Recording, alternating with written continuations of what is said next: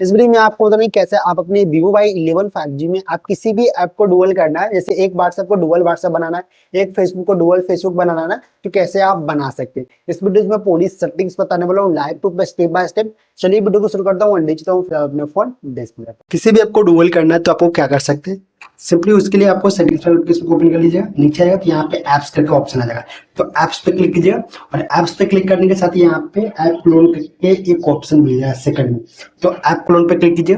अब app clone पे जैसे ही क्लिक कीजिएगा तो आपको यहाँ पे कुछ ऐप मिल जाएंगे जो जिसे आप डुअल कर सकते हैं और डुअल चला भी सकते हैं। फेसबुक हो गया तो फेसबुक को डुअल कर सकते हैं, और वहीं लिंक्डइन हो गया तो इसको कर सकते हैं, और स्नैपचैट, व्हाट्सएप सभी को डुअल कर सकते हैं, उनकी ऐप क्लोन कर सकते हैं यहाँ पे एक्स का भी।